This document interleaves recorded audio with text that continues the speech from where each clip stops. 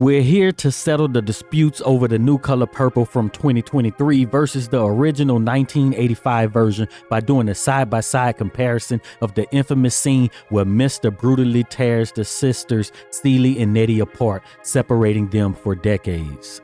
The anguish and desperation in this scene in the original film as Nettie and Celie fight to resist being torn apart is absolutely heartbreaking. So we'll break down all of the elements of the sisters' separation scene in each film and give our thoughts on which one had the best portrayal. I'm Heit. And I'm Cheri. And you've discovered Axiom Amnesia. A lot of you requested that we cover this film, and I can't wait for us to talk about it. But first, we want to thank all of the supporters who helped to make this video possible. If you want your name to appear alongside these contributors, make a one-time donation via Cash App or click the thanks button on this video, or you can head on over to patreon.com/Axiom Amnesia or become a channel member by clicking the join button to enjoy all of the benefits of becoming a monthly subscriber. So we're going to start with the 1985 version, which is the original. And just to give you a little bit of context in case you don't remember where we are, Nettie, Celie's sister, has come to live with her and her husband, Mr., because their father was trying to, touch on Nettie. So she has come to, get refuge at her sister's house. And of course, Mr. lets her come and stay because if you remember, Mr. wanted to marry or take Nettie. He didn't want Celie in the beginning, but it was Celie and Nettie's father who said, no, you can't have Nettie, not now, not ever. And she comes to live with them. And so right up to this point, they are having a great time as sisters being reunited at Mr.'s house.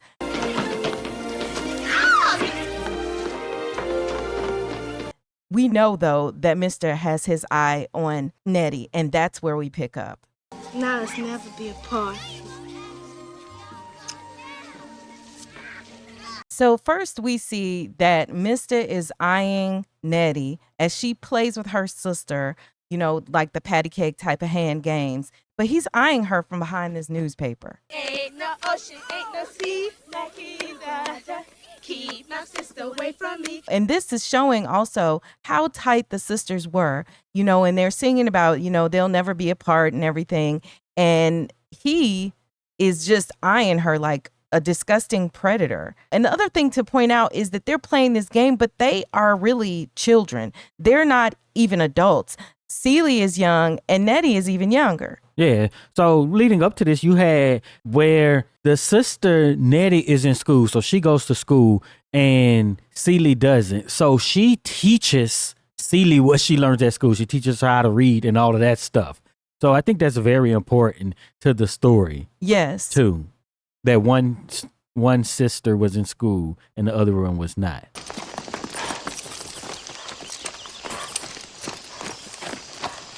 But you can see, like, as he's riding this horse, Mr.'s riding this horse, he's doing whatever he can to try to impress her with being a showman, right, by his looks and however. He's like riding the dressed horse in his Sunday best in like a suit and he starts singing. It is so creepy.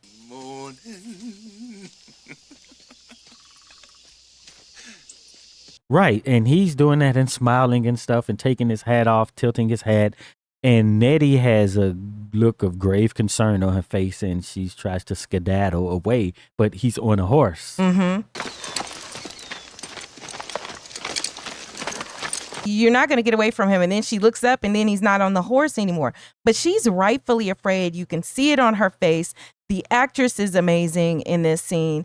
But why is Nettie afraid in this situation? Because she knows what a predator looks like. She's just run from her father's house for this same reason.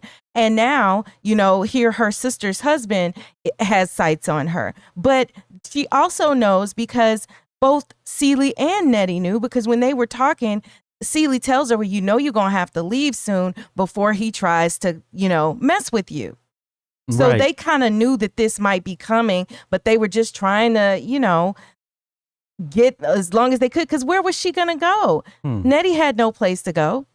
She had no job. She was just trying to go to school. And they set it up where you can tell that this is kind of a remote area, right? No one is around but those two. And you can hear I guess they're cicadas. I don't know. I'm from the South and I used to always hear this sound. But I still don't know what it was. I'm guessing they're cicadas. It's very quiet. So it's just like they're isolated and you can just hear this sound and it puts you in that place where Nettie is at the time. Yes. I gotta go to school. And then when he gets off the horse and, he tries to take her, basically, she's like, the way she says, I gotta go to school. Mm-hmm. Too. I gotta go to school. And then that idea of I gotta go to school it also conveys that I'm just a kid too. Mm-hmm. You're doing this to me and I gotta go to school. And, one thing that I am thinking about as we watch this, Nettie understood that was going to be her way out, right? Through education. Celie was the one who unfortunately had, these two babies and that her father had given away even before she winds up over there with Mr. But Nettie is the one who's able to go to school. Like you said, she taught her sister, but she really is like, this is my way out. Like, I can't not go to school, not to mention just with the immediate threat, hey, I got to go to school, right? Reminding him. And this reminds me a little bit because we have just done a video about Boyz n the Hood on our other channel, and we'll link that in the description for you. But we talk about why it is that Ricky's death in Boyz n the Hood hit so hard. And then we get into that discussion about this was going to be his ticket out of the hood, his playing ball and stuff, right? And then here we look at the same thing. She's not in the hood, but she's in this rural community of a time gone past. But she needs a way out. She's a woman, a black, well, not even a woman yet, but a girl soon to be woman. And she's black and they live in this rural area of the South. And so she wants to escape not only the racism, but the sexism especially. And so this is her way out. And I can't help but see some of those parallels. And maybe it's because the other movie is fresh in my mind, but right. That's and like the way about. we talked about the sound, where it's very quiet. You just hear the environment. The environment is just these loud bugs. Mm-hmm. Mm-hmm. And whatever horse sounds and walking sounds you can hear, and that's it. Yes. No music, nothing.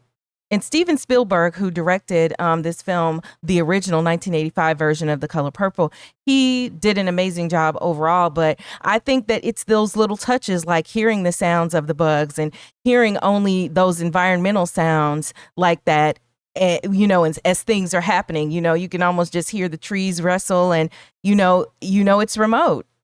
There's no activity. There's no activity. There's no one around but you and this man. What I also liked about the way this scene was filmed was when he does finally make his move after he's swinging her around. What you doing? No, please. He kind of pulls her behind a bush and then he does whatever and we move. can't see them at all. We can only hear, and she's like, and then she obviously, hits him.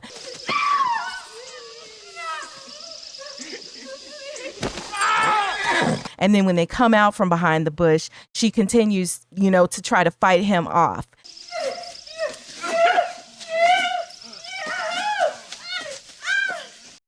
And she, she's able to, because, she kicks him in the nads and, right. He falls. So I'll get you.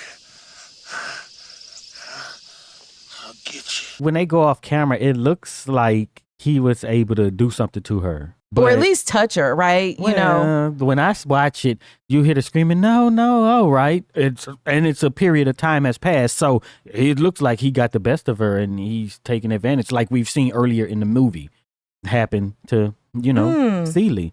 That's what I get from it. See, I never thought that because I never felt like time really elapsed. I felt we were looking in real time. So I felt like maybe he just real kissed time, her. Okay, but it doesn't take that long, right? Right. So that's what I see. He got the best of her. Yeah. But that's not what happened once we hear his scream and we see her come out, right? Mm-hmm. And I think that you can get the sinking feeling when they don't show it, because not showing it indicates something to the audience. And your imagination is even worse.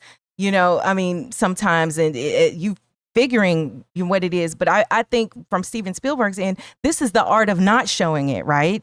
And making you know exactly what happens too, just the art of amazing filmmaking. So yeah. So then after that, you know, while he's on the ground, then he's like, I'm gonna get you. And we know Mr. keeps his promises in that way when it comes to, you know, his ways. She dropped her books and ran away. And that symbolizes something.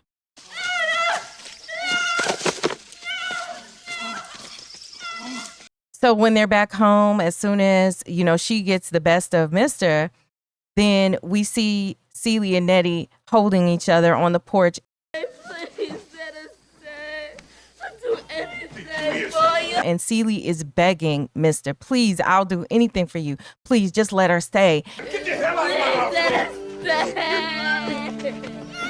And they're crying because they know that Mr. is just about to perpetrate probably what is his most evil deed in the movie. And he is trying to separate these two sisters. And we see the physical separation start to ensue.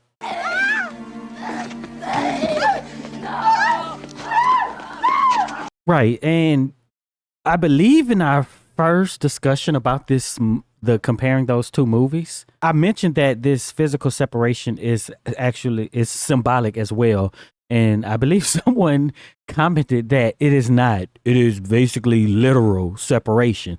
But they were separated more than just physically, right? And to show it on the screen, they were emotionally separated. They ended up, by the end, being this cultural sort of a separation in all sorts of ways that will affect you more than just physically. Because even if she was able to get the letters and talk to her sister, that would be a lot different, right? Even though they kind of separated physically, they can still have a regular relationship, right? Right. And have an emotional connection throughout the years. But this was actually separated that, and it was showed on screen by Mr. actually ripping them apart physically. So that is the symbolism right there. Then also, just to mention, since we're talking about that, we do have other videos on Color Purple where we're talking about the new movie versus the old or the original movie. And so be sure to check out the link in the description so that you can make sure that you've seen all of those different videos that we've made. In addition to that, we did see a comment, and I remember hearing this in an interview from Spielberg in a previous video, where he actually had given the instruction to the actors in this scene to do, you know, for Mr. to do everything, Danny Glover, to do everything he could to rip the sisters apart, and the sisters to do everything that they could to not be ripped apart. So you really kind of see that playing out as, you know, they run away and they physically are trying to hold on to each other while this grown man is ripping them apart. And the violins are screaming in the background, and they're screaming. When he beats their hands on that, when they're holding, you know, I guess that tree, and he's just beating their hands off like that, just is. And they're trying to stay connected even to the tree because the tree is grounded, it's rooted. Get off my land! Get off my land! And they just keep moving their hands down as just some last hope to stay connected. And let me also just point out that in this scene, it is not a mistake that Nettie is wearing like all white. When you look at her, she's wearing all white and she's almost dressed like a bride. And then you see Mr., you know, it was wearing his fancy clothes, and he is like the groom. And at one point he picks her up because he's physically trying to throw her off of his property. He picks her up, and it's almost like, you know, the way that you would see a groom carry a bride over a threshold, except in this scene, he's carrying this bride, the one he wanted, right? But it's in reverse because he's kicking her out, right? It's not, we're going into our home, I'm kicking you out because I can't have you. Not to mention the fact that you're not even an adult, you know, but that was by design, definitely. The clothes that they're wearing in this scene, you know, so he takes her and he throws her on the other side of his fence.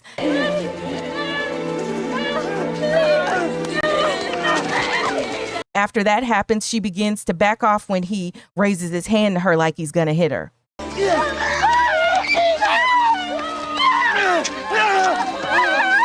They are now physically apart. They're still screaming and they're still trying to sing their song. Me and my sister will never part, you know. Ain't no ocean, ain't no sea that could keep my sister away from me, right? Ain't no ocean, ain't no sea, I can't die. And it's just emotionally draining to watch. Yeah, it's a lot. So what I would say is, well, it is conveyed that they will be apart forever, right? But I don't know why this means that they're going to be separated forever. You know what I'm saying? Because she could just go, I don't know, live somewhere else that's near, or you know what I'm saying? But it's just like now they're separated forever because of the buildup of them talking about how they're going to be together forever. You and us would never part, ripping them apart and all of that, throwing rocks. But for some reason, we just know that they're not going to see each other again, basically. Yeah. And I have, as many times as I've seen this original film, I think to myself, like, all right, if that's me and my sister, you know, when I've tried to run down the road, why didn't Celie try to run? Celie is like, you know, all Celie says at that moment, because she's totally broken, is right. And then you hear Nettie saying, why? Like, why are you doing this? Why? I just can't help but feel like it's easy in these movies to say, well, if it was me, I would have, you know. I haven't read Oliver Twist in forever. But they made that a big part of the movie where they were reading Oliver Twist when she drops the book Oliver Twist. And I believe that he would go from place to place and no matter where he went, it was still trouble. You know, so if this is fresh on your mind, I don't know if it affects you subconsciously or not. But they clearly put it in a movie like this for a reason.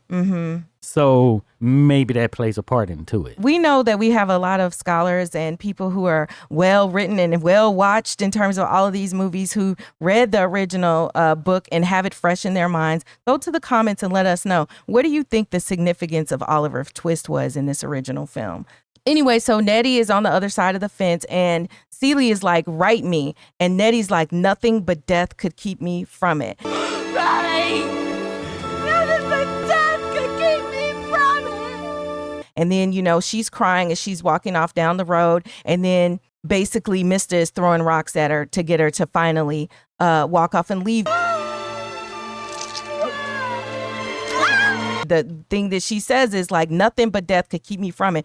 Nothing but death can keep me from it. So that's the last thing on Celie's mind. So if I don't hear from Nettie anymore, she got to be dead because my sister promised me that nothing but death would keep her from writing me. Right. This is why Celie, you know, is so think about it. She feels like she's lost everybody. And Mr. This is just the beginning. But Mr. has taken the only person in Celie's life who has expressed love and shown love. This is the person, the only one in the world who has loved her. And we really talk about that in detail when Celie is at the dinner scene, when she gets back at Mr. and gives him those claw fingers, those hex fingers. But that's really what we're seeing begin to happen in this scene. Yeah, and you mentioned she was wearing white and stuff, but the color grading or lack of from this version, everything is kind of dark and dreary and stuff, kind of daft, where all of this is happening. You know, it's not a great sunny day. It's overcast. You got the wind blowing. So these are conditions like when it's overcast and the wind is blowing and stuff, that's not a good day. You know, but just the color of the film, it's not super bright and, you know, stuff that evokes kind of happiness at this moment. Right. And if you notice when Mr. comes at her on the horse, it's a little brighter. But boy, it looks like it's almost the clouds are about to crack open by the time he's kicking Nettie off of his property. Yeah. But all of this is going on and all of the kids are still just running around playing like nothing's going on. You know, that just reminds me that like kids, you know, the only time they're going to stop is when it's something that they're not used to. So they were probably used to a lot of mayhem. And then for part of it, Celie and Nettie were running around like they were running around making noise, chasing each other with the sunflowers. Like they were doing all of that too. So they were just being kids along the way as well. But you're right. The kids just never really paid attention. What really makes it sad, and what do you call the hand games that the girls used to play that they were doing in this film? I just call them hand games. Yeah. When all hope is lost, it's over. Once you see them walking away doing this, and it's just over, and you see it on the faces of the actors. Those were incredible jobs. Mm-hmm. Yeah, they did an amazing job. So we definitely have to turn our attention to the 2023 version, which, we do know, as many of you have reminded us in the comments, but we've said it before, that this is really a film adaptation of the Broadway musical. So it is a musical and everything like that. So there would be some things different. But we are trying to see, hey, which film did it better, or do you like them equally? So we'll go into the next one. Yeah, or just how they execute it differently too. Right. First, we're going to look at how he approaches Nettie on the horse. So one thing that is starkly different, is how in the 1985 version, Mr. and on the horse is immediately before the scene where he kicks her out, because Mr. makes his move on Nettie in that scene. However, in this new scene, there are many scenes between the point where Mr. is on the horse and where he kicks her out, because the Mr. on the horse scene happens before he even allows Nettie to move in, because it's before Celie even goes and lives with him. And it's like their introduction, right? Mm-hmm. Afternoon. More like early evening, but howdy. And he basically she has a conversation with him. That means it's getting late, gal. Let me give you a ride home. And she's like, you can call me Nettie and stuff. I ain't nobody's gal but my mom. And she dead. You can call me Nettie. And it's like this flirtatious banter actually going back and forth between them. That's a real pretty dress, Nettie. My sister made it. And he's singing a song, playing this banjo on this horse or whatever. So you still see him trying to impress her. And he's like such and such, and he's like Nettie, and he's talking about her skin and everything. It's working this time. On them pretty little feet. At first. And then she's like, now you lying because you talking about I got pretty feet and I'm a tomboy, blah, blah, blah. Yeah. Now you lying. There ain't nothing pretty about my feet. So get out my face. Basically, leave me be is what she says. Now leave me be. Name's Mister. It doesn't matter if it was just at first, but there was never this moment in the first one. Mm-hmm. Never would it be, just acceptable that would just be, that's just very creepy. Yes. Right? That she would even remotely like him because he is bad, right? But maybe it's, if you haven't seen it, it's that, okay, this might be a nice guy, but because of the fact that Halle Bailey is grown, right? And we know this, it's not as creepy as, this is a definite child who he's basically flirting with and trying to get with. And that she is kind of reciprocating that. Nettie. Lord, you think. Yeah, but I would agree with that. Halle Bailey definitely feels like a woman. And I think part of it is because they just didn't seem quite as childlike in this film as compared with the 1985 version where they're literally running around. It's not about that they physically look like a developed woman, right? Because a teenage girl can look that way. Yeah. But it's where their mind is, right? But she dances like a grown woman and stuff too, though, you know? She just seems like a woman. And because she is a woman, I mean, granted, I think she's probably like 22 when this was made or whatever, but she just doesn't feel like, even the one who played Celie in this one, she feels younger to me in this movie. She feels more childlike, not like an adult. And whereas to me, Nettie just felt, heck, who's the older sister? Because Nettie felt like she was older than Celie in this one. Whereas in the first one, you just knew. You knew Celie was older. You got that impression. Yeah. And even though Celie was meek and mild and Nettie was bold, you still didn't feel like Nettie was the oldest. Yeah. But, you know. So in this next one, as we set that up, basically what has happened is Nettie has come to live with Mr.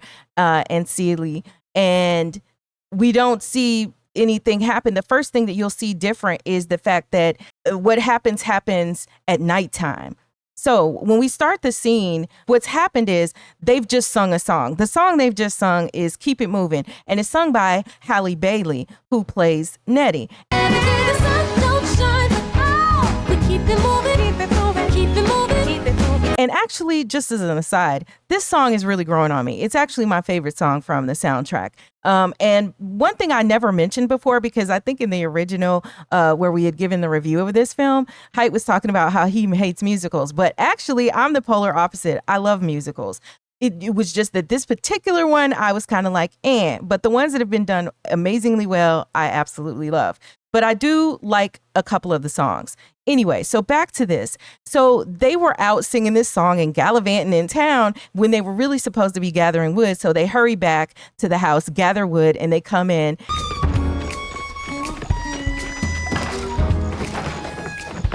And, you know, they're kind of laughing, giggling like young girls. And then we hear Mr. call Celie, Celie, get my pot, you know, and so they look at each other like, oh, you know, this man. Then Celie leaves, and then we see Nettie look out the window, and there's a thunderclap, and then the rain begins.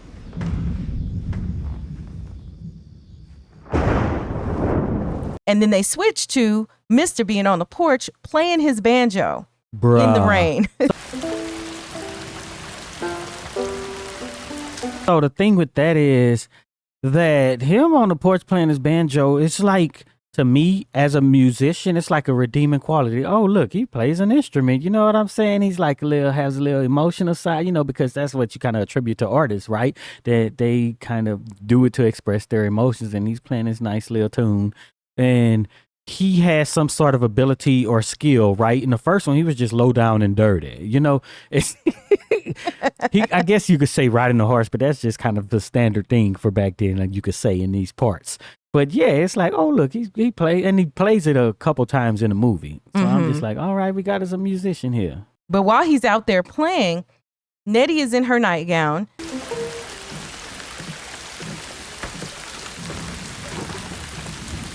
And she comes out and she goes into a room, you know, opens a door and goes in the room, and he sees her in her nightgown.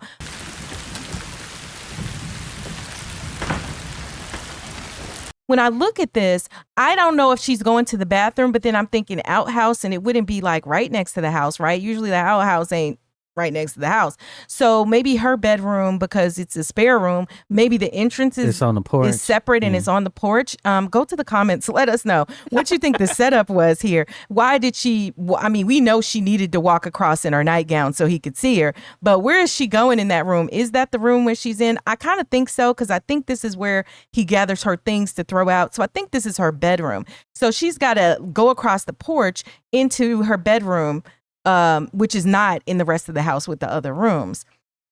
And so when he sees her, you know, he's being a dirty dog. And so, you know, he looks and you just know it's going to be trouble. Next thing you know, she's back in her bed, sleeping soundly, and he comes in her room.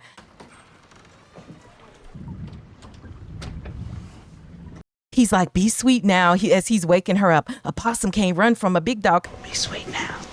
Oh, a possum can't run from a big dog. Because she like, what you doing? Yeah. Why are you in my room?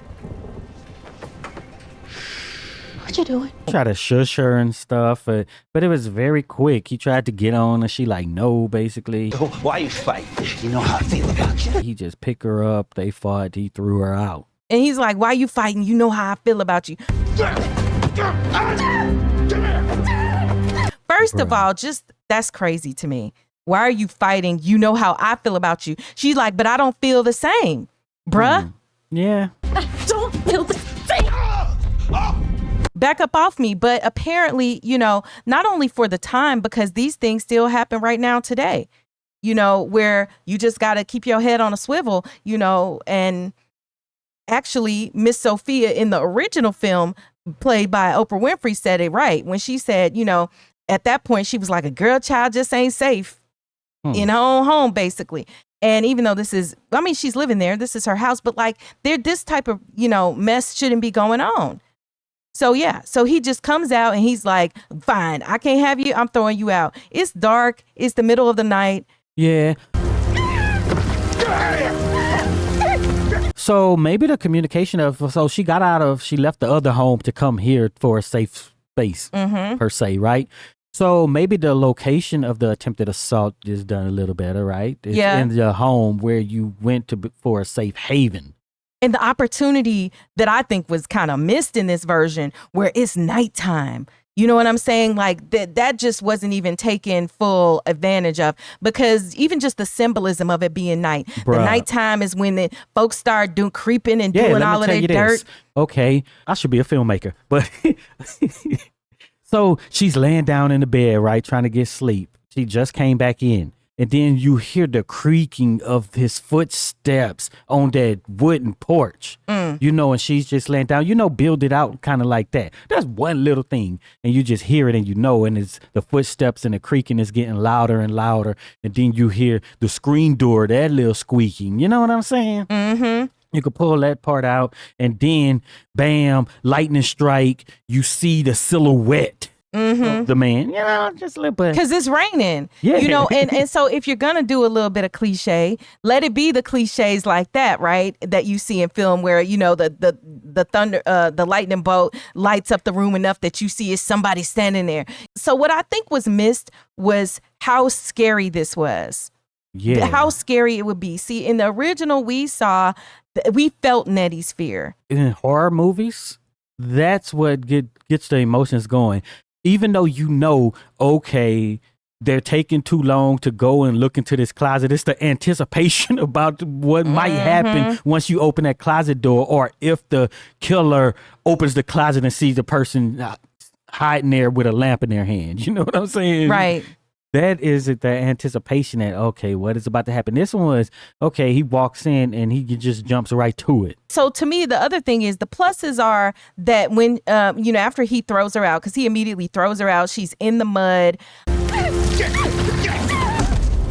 After that happens, I do think a plus is that it is in the rain. You know, the rain is just everywhere. You're soaking wet in this traumatic thing has happened, but then he just goes totally berserk and he starts firing a shotgun to get her off of his land.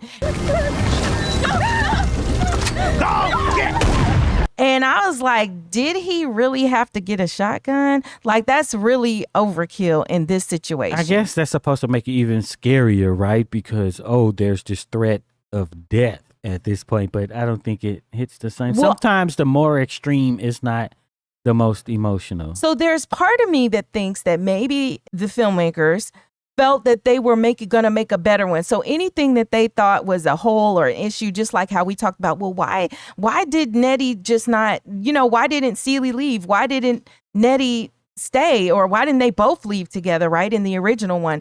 I think they felt like, okay, I'm going to improve it. We're going to give him a gun. So your life is actually fully threatened, right? So it's not just I'm going to get a black eye or hit by Mr. I'm going to possibly, you know, be taken out if I try to stay. So you're going to run for your life. So that's one answer that I think they're giving, but I think it diminishes the scene by doing that. The next thing is, I'll write you every day is said between the sisters. I write you every day. After he, you know, shoots toward Nettie and gets her off the property, or when she starts running away. Nothing but that can keep me from it. Get off my land! Then he tells Celie, you ain't never going to hear from her again. You ain't never gonna hear from her again! And then get off my land. And then he tells her, if she come back here again, and I'll kill you both. She come back here again, I kill you both. You hear? Right. And then we see Nettie running in the rain. So it seemed to just go by so fast. It did, because the first thing you're going to notice about this particular scene in the 2023 version is that everything is condensed, as I felt like with every part of this particular film, the 2023 one, because you got to have time for these long songs. So see, that kind of counters what I said, right? That they did possibly wrong in the first one, where, okay, now we know they definitely ain't going to see each other again because she can't come back here. But why do you give that away, right? So I feel like in this version, you're spelling it out for me. You got to tell me he got to have a shotgun. You're trying to answer questions, but you don't think about what is lost by trying to upgrade what you felt was wrong with the original scene. It depends on if you never seen the film, if the target audience for the movie, is it for people who already seen the play or the original or who read the book? So we know possibly that they're never going to see it again. It was just somebody who never interacted with the first mediums, and now this is their first time coming in contact with it, and they don't know that they're going to be separated. Is that a plus? But think about the original film. The first time, we don't know that she's never going to see Nettie again. We don't know what's going to happen to Nettie. Why would you give that away? We do know they're not, but just because of the way it was shot, that beating their hands and separating them and how sad they were, that hope is lost, and they're doing the hand gestures, the hand game from a distance. It was kind of communicated. It was, but the question was still open. Yeah, and I feel that that's what was lost by everything in this scene was spelled out. Now, I will say in general about the new version in 2023 is that the visuals were very artsy, very good. It was very colorful in a lot of ways. I did like some of the cinematography. I did feel, even though I do know it's a musical, I think that the sacrifice was the development of the actual dialogue in favor of the songs and trying to compromise there. I think you lost a lot. But the songs were supposed to convey things too. I don't think they had enough mud on them if it's raining like this and you're down on the ground in remote Georgia or wherever. Well, I need to see a bunch of mud everywhere. Well, the set was set up like the set was set up. I kind of liked how the house looked, though. And then like the rain. cinematography where you see the rain on the windows not reflecting, but just, the light shining through, and you could see it on her face. You could see it on the bedding and stuff like that. I did like that. So, I mean, I'm not going to say it's a complete fail, but I just think there were some missed opportunities. And maybe the answer is that there are advantages and disadvantages to both ways. Nothing but death can keep me from it.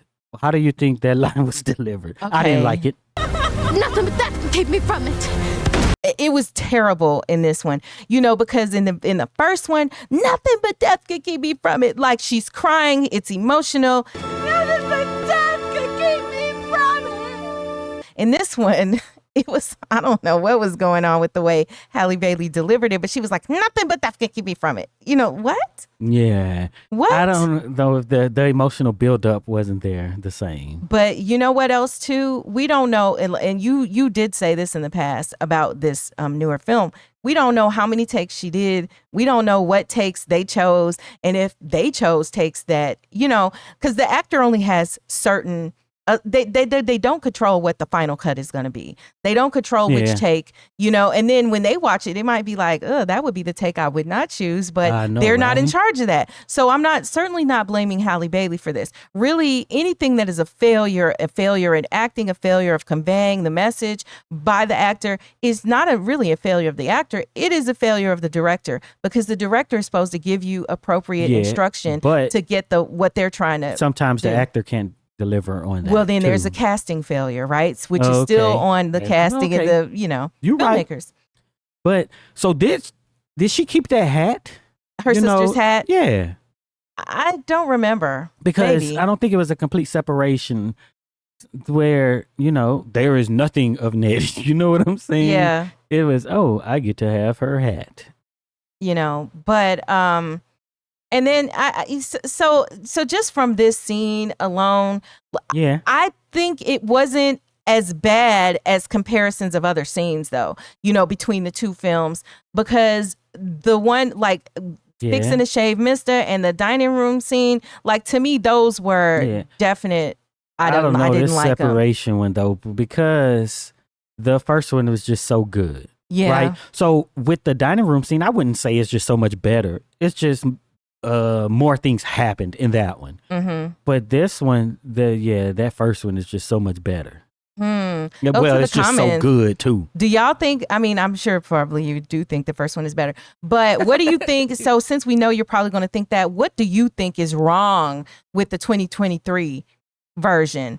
Because in all the past ones, or if you don't think anything is wrong and you think it's better, tell us that. But, because we know our audience and we've seen the comments that you've had from the other, in the other videos that we've done on this, I think most of you probably just are always going to prefer the 1985 version. Although I will say there are a lot of people who did say that they liked this film. And I think it's great. I'm glad some people like the film. I mean, we're not just trying to be a hater and, bash the film. It's just we give honest reviews of what we think and critiques. Yeah. And it's not personal that I don't like something and you like it. Right. That's very weird to try to make it. But I think people get offended when you don't like what they like and, whatnot. But it's not like that. I mean, it's art. Most things I like, people don't like. Yes, I guess it's like I'm used to that feeling, the stuff, But anyway. The original Nettie was married to John Singleton. Oh, I didn't know that. In 1996, 97. That's interesting. That's just something I just happened to see on Google. I So don't know if that's true or not, but go to the comments and help us with the fact checking. Was the original Nettie supposedly married to John Singleton around about 1996? But it would make sense because if you remember, she also played in Rosewood, and she played one of the cousins of the main character in Rosewood who was having that affair with the white shop owner. Oh, and she was in Beloved too? I don't remember her in Beloved, but she might have been. But she was definitely in Rosewood. So it would make sense because Rosewood was John Singleton. Oh. And maybe that was his wife around that time, little they got divorced after the movie was released. Yeah, little facts. I would call them fun facts, except on an episode of Avid Elementary, a couple on there breaks up. And then when they're breaking up, the guy is like, your facts are never fun or something like that. And I can't help but thinking that. And speaking and it of just makes fun me facts, laugh. a lot of your fun facts aren't fun. And a lot of times they aren't facts. In the comments, people are like, fun fact. I'm like, wait, that's not fun. But people say, I mean, it's just that intro, but it's just funny. So, This scene was, ugh. So when overall, you seen we the agree. first one, if you didn't see the first one, it's probably cool. But if you seen the first one and you're like, oh, why is she flirting back with him? Kind of. I don't know if you can call it flirting, but that's what it seemed like, the way she's smiling and like, ooh, and he's poetical too. Yeah. Moonlight the night. And he poetical too. If you don't get out of here. Somebody read talk about he poetical. I think our votes are that 1985 was definitely better. Yeah. Go to the comments and let us know which one was better. Answer the question that we had about what didn't you like about this scene, since probably most of you are going to say that the 1985 was better. And if you made it this far into this nice long comparison, type poetical in the comments so we'll know you're one of the real ones who stick around to the end. I knew that's what you were going to say. Take care and be sure to watch the video on the screen right now. Also, check our playlist of recent videos on all of our channels, which you can find in the description.